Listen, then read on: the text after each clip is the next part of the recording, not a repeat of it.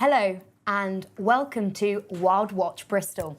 On this episode, we are celebrating International Wildlife Photography Month, and we've been asking you to send in your best photos. We're excited to take a look at these and show them to you later. We are currently in the media suite of the Life Sciences building in the University of Bristol, and today we will be looking at wildlife in urban spaces and a little closer to home in your own gardens. In fact, it's Wildlife Week for Gardens. For those of you that want to get into photography and videography, you're in the right place. If not, you'll be learning about some of the iconic characters of Bristol. We will be heading down to Bristol Harbourside to spot some birds and give you all some tips on how to record these fascinating creatures. But first off, the fastest bird on the planet. We will be broadcasting live from North Bristol. And can we have some guesses as to how fast this feathered falcon can fly? Please scan the QR code and start sending in your guesses. Any guess? Please keep guessing. Alfie, what are you doing? Well, Maya, it's actually 2026 marks 100 years of live TV and 100 years of our Lord and Saviour, David Attenborough. He is an incredible man. Now, keep those guesses coming in, please. Keep them coming, and in the meantime, to tell us about these incredible birds, we have Matteo and Hannah live speaking to us now. So thanks everyone in the studio. We're now live in Avon Gorge talking to a real life filming professional. Matteo, would you like to give yourself a little introduction and also why we're here? Yeah, so my name is Matteo Clark. I'm a wildlife filmmaker, camera operator, and I'm also the co-founder of WILDWATCH Productions. And we are out here on the outskirts of Bristol filming peregrines. Amazing. So what is your personal experience of filming this amazing bird?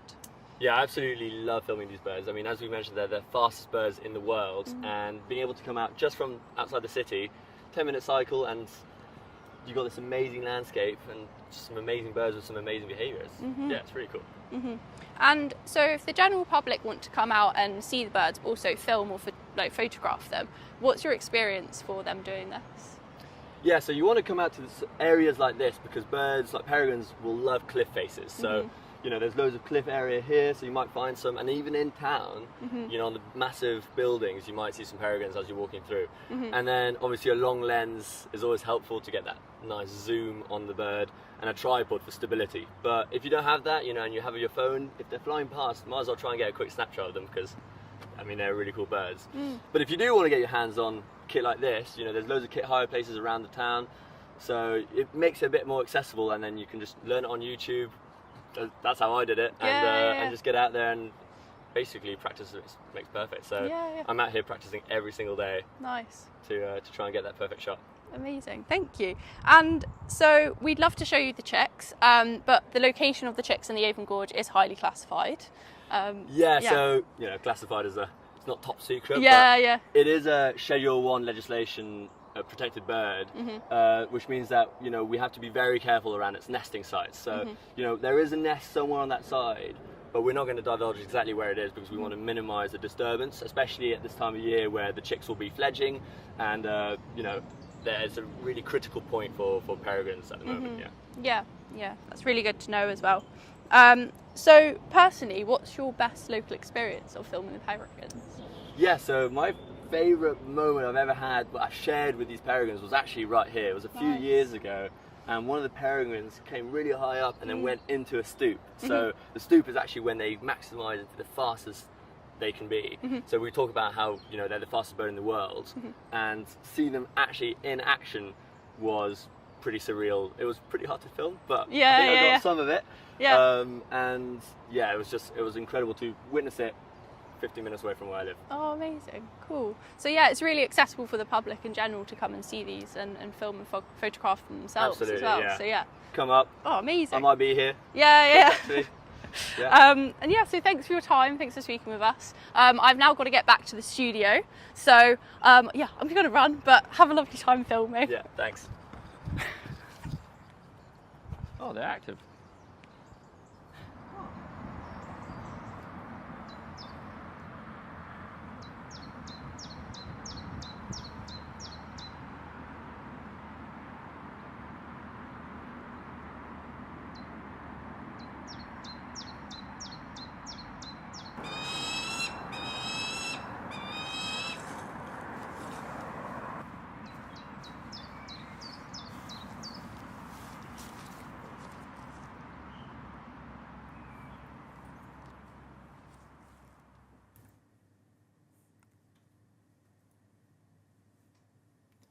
Thank you, Matteo, for speaking with us and giving some really great advice.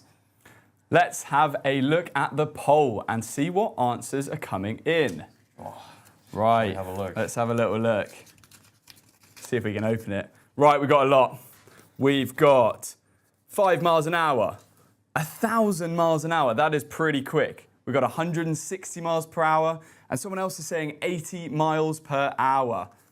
Wow, that's some pretty good guesses. But are we ready for the answers? Now, Matteo did mention it for you, for the falcon-eyed amongst you, but peregrine falcons can reach speeds that exceed 200 miles per hour, with the fastest record being 240 miles per hour. We really do have some insane wildlife in the UK, but how do we capture it? That's a great question, and today we have a selection of cameras to go through with you. So, starting off, this is actually my first camera here. This is a Lumix TZ100. We also have a GoPro and underwater housing. Now, GoPros are great for beginners. If you're a fish fanatic, this is the camera for you. Steve Simpson and Hugo Harrison, if you're watching. But over here, this is a slightly more professional camera. This is a Lumix GH5. And what's good about this is it really helps you to get that cinematic depth. It gives you much better control over the exposure triangle. But really, you can buy the body and the lens separately. So the body's about £1,000 and then the lens will be separate as well. And I'm noticing that the lens is pretty big. So does size matter? Well, for everyone watching at home, I'm afraid to say that in this industry, size does matter. Generally, if you're a wildlife cameraman, you're looking at a lens between 200 and 600 millimeters. That's the best to get those close-up shots of wildlife. But actually, the human eye seems about 50 millimeters. So you also got potential to get shorter lenses as well. Nice. And I'm seeing all of these expensive cameras, but what if you just have your phone? What can you do with that? Yes, your phone's actually really good. It's really good for that night photography as well. For those of you with a significant other, or if you're at those tourist attractions, you really want to nail the iPhone, because then you get those Instagram quality pictures. So over here, if we have the phone, what a lot of people miss is if you tap this top-down button, you actually have a range of more options coming through. You can actually extend the aspect ratio into 16:9, which gives you that much wider picture. You also have, if you go to video, what a lot of people miss in this top corner over here, you can actually tap this button to switch it to 4K.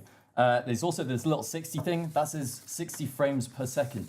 You don't actually need that much unless you're going into slow motion. So you can tap this and go down into 24 frames. And that's what you'll be viewing on your TV. Awesome. Thank you for showing us your tips and tricks. Right, now let's have a look at where Hannah is. We really need her presenting for the end of the show.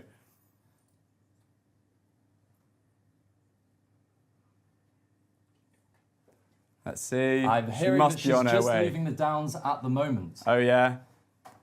I know, it's a pretty long way away. There she is. She's zooming. Oh, there we go. Down. Looks like she's going pretty fast. Will she make it in time? That's the question. Well, earlier this week, Michaela put some of the camera tips that me and Alfie just talked about to test. She went to the harbour side to film some wildlife on her phone. Let's see what she's been up to. Hi, good afternoon. I'm here at Bristol Harbour side on a glorious May afternoon, and I'm here to take some photographs and hopefully catch some film of the wildlife in and around our beautiful harbour here in Bristol. Now, I don't have any fancy kit. I don't have a fancy camera, a tripod or telephoto zoom lens. I'm going to be using what we all have in our pockets or in our bags, a trusty smartphone. Now, smartphones have come a long way since they first came out. You can get smartphones with optical zoom, 3 different lenses, but as you can see, my smartphone just has one lens. It's a very old smartphone, a Google Pixel 5, but nonetheless, I'm going to try and take some of the hints and tips that Alfie gave us and use those to capture some spectacular footage of the wildlife here in the harbour. So without further ado, I'm going to continue.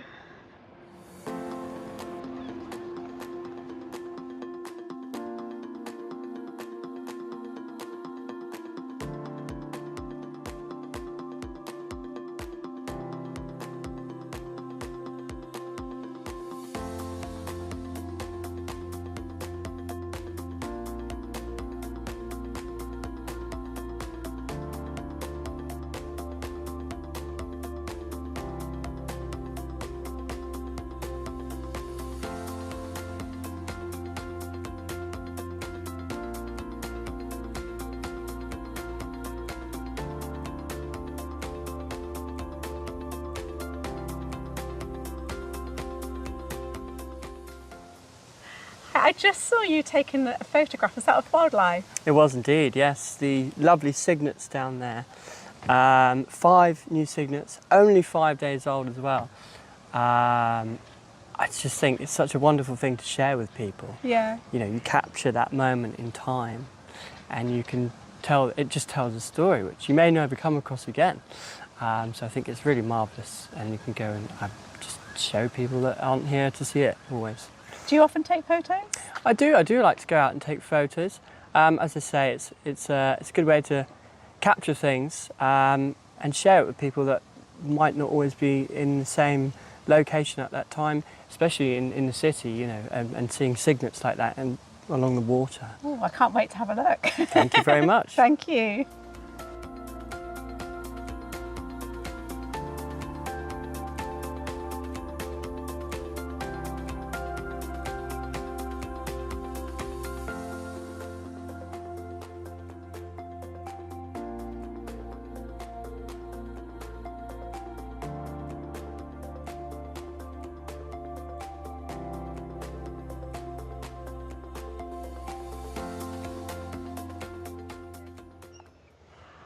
Wow, what an afternoon. Well, we saw some moorhens, we saw some baby moorhens, seagulls. We didn't get to see the cygnets, but never mind. I did my best to take some photographs with my old trusty smartphone, bit of footage. But regardless of the quality, the thing that really made it for me was being out in the nature and actually just focusing on the wildlife. Really enjoyed it, and I recommend you all get out there with your smartphones or just walk around and just see what there is. So although I didn't get to see the cygnets, Maya did, and she took some fantastic photographs of them. If only I'd walked just a little bit further, I might have seen them too.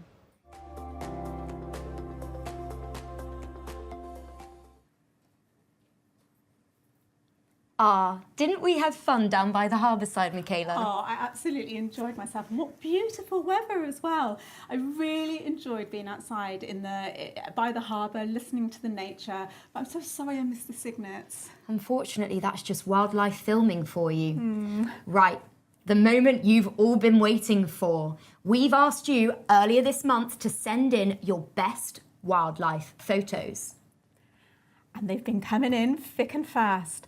Oh, are we ready to see our photos? Yes, our top 4 are coming in, and it's up to you to choose the winner. So please use the QR link below to vote for your favourite.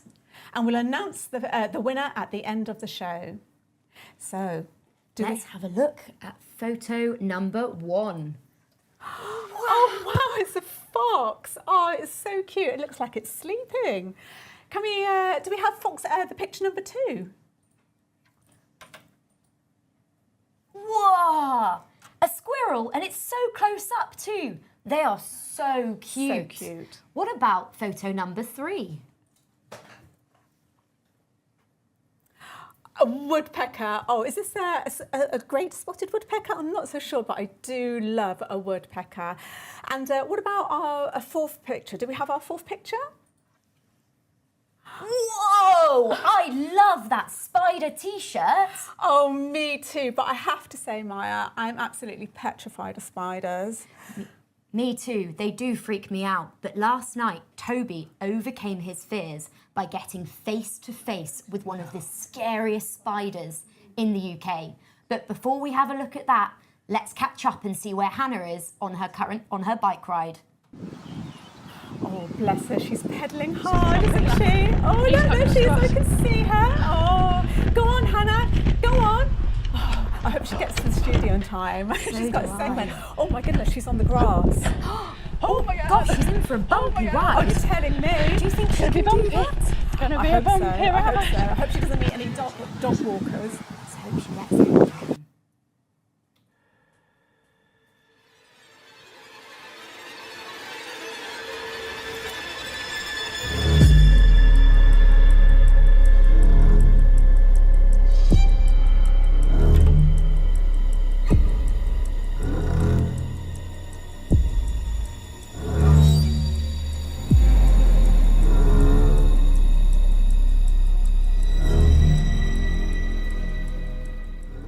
If you live in or around Bristol, you've likely seen some weird tube-shaped webs in your wall or in your garden, and these are home to the tube web spider, one of the largest and most ferocious spiders in all of the UK. Now, they likely arrived in around 1845 in shipyards, and since then they've spread to much of the southwest of the UK, including our home here in Bristol. Now, this wall is home to dozens of tube web spiders, and they lay trip lines outside of their webs and wait with extreme patience for an unlikely insect to walk along and trigger it. Let's see if we can get some out.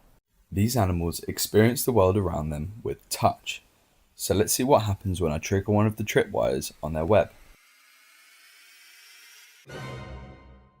That was pretty quick, but their speed makes them incredible insect hunters, controlling the populations of flies and moths around your home. This poor moth strayed a little too close to their web. Now, while they look terrifying and have a formidable reputation, I want to show you that these spiders are not nearly as scary as you might think. Now, the females spend nearly their whole lives in their little webs and they barely leave them, but between May and July, the males go out searching for mates. And I happen to find one just on this wall right here. Now, I've got him in this glass, and you can see he is quite a large spider. But what I'm going to do is I'm going to put him on my hand, and I'm going to show you that if you're calm and respectful, that these spiders really do not want to hurt you. Now, I want to say, do not try this at home. These animals are venomous, they have a painful bite, and for yours and the spider's safety, please do not repeat this. But I'm going to put it on my hand, and I think I might find that he actually does not want to even touch me. I gently coax him down. See, he does not actually want to leave the glass very much.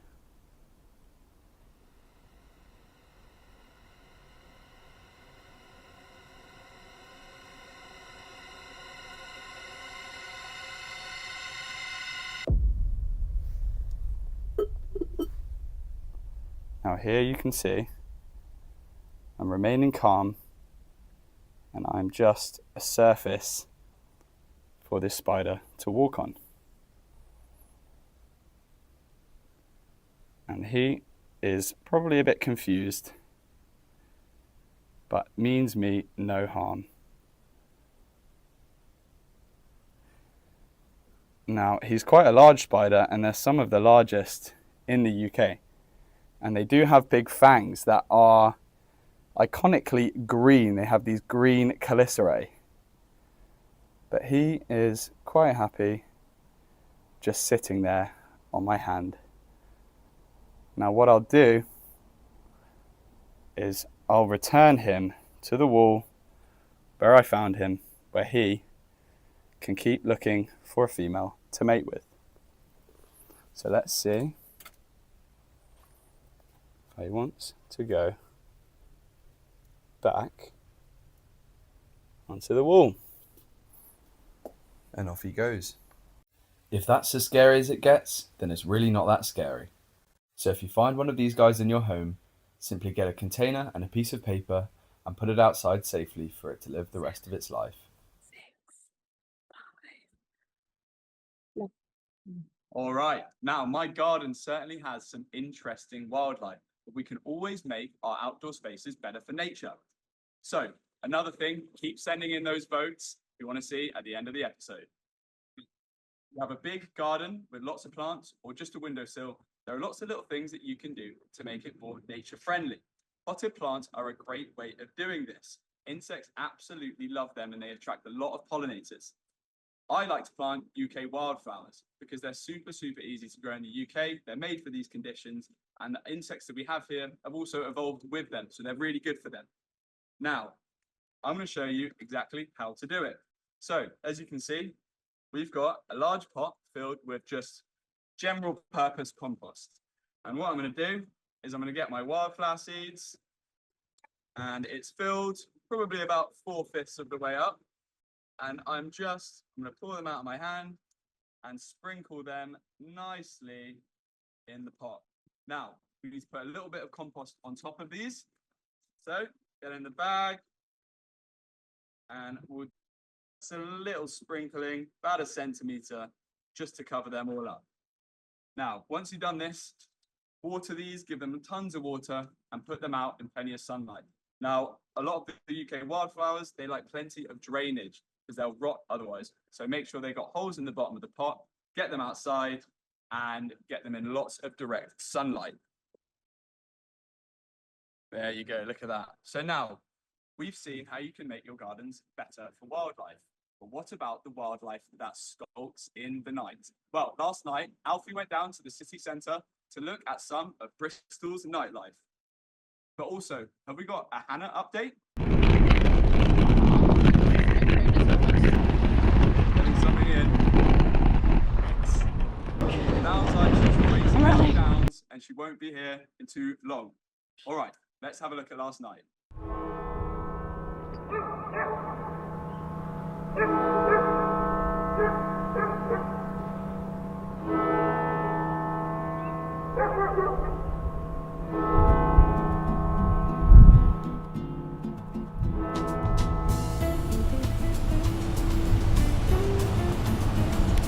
It's been an absolutely baking day here in Bristol, but now the full moon's out and I'm on the hunt for one of the city's most charismatic characters. Oh, these opportunistic omnivores are becoming super abundant here in Bristol, with as many as 16 per square kilometre. I am, of course, talking about the red fox, although this one is actually a cub. Let's go and find a live one.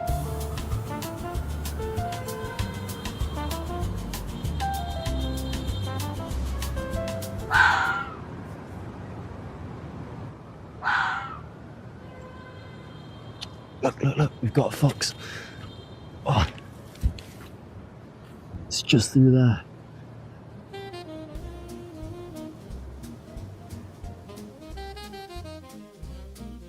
So this one that we've got here looks pretty healthy. Generally they weigh about 5 to 7 kilograms, but we've got to be super quiet because foxes actually have really good hearing. They can hear about 30 meters away. So we've got to keep our voices down to not disturb this one.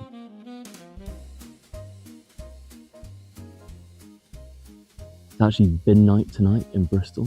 A lot of these guys were going from bin to bin. These foxes in Bristol actually get about 35% of their diet from human sources, and that's compared to about just 6% in the rural areas.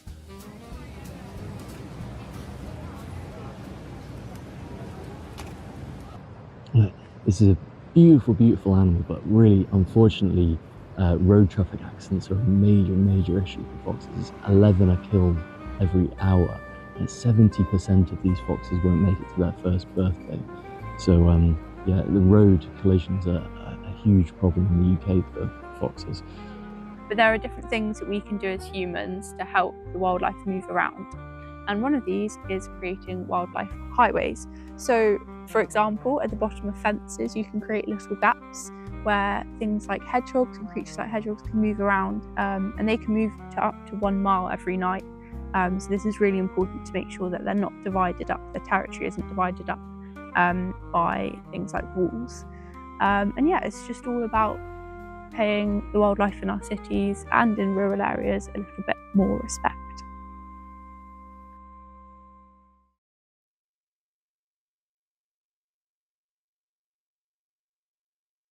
In one piece. Yes. How was the journey coming down? Quite chaotic.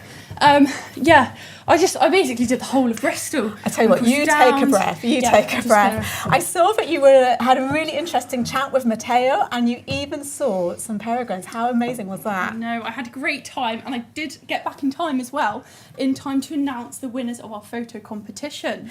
That's right. You've been sending in your votes, and it's now our pleasure to announce the winner. And the winner of the May WILDWATCH 2026 photo competition is Tristan! Oh, wow, Congratulations, and thank you to everybody who participated and sent in their photos. We've had a great time looking at them, and a huge thank you to everyone that has tuned in and taken part in today's episode. Yes, of course. And we've seen some of the beautiful Bristol wildlife, how to film it yourselves, and also improve their habitats to help us coexist. Next up, now that you know how to film wildlife and that it doesn't always go to plan, you may just see something unexpected. Maybe it will be reptilian? Find out more in the next episode. You've been watching Wild Watch. Thank you so much for tuning in.